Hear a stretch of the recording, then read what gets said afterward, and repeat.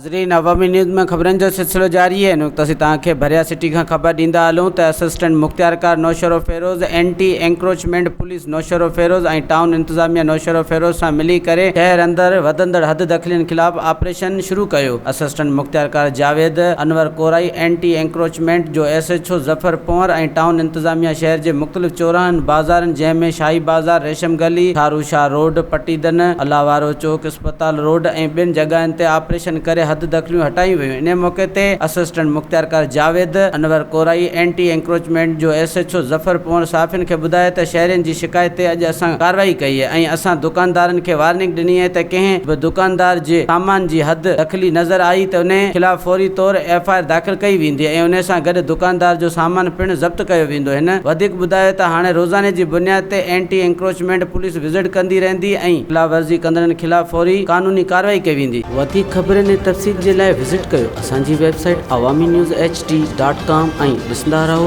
Awami news HD।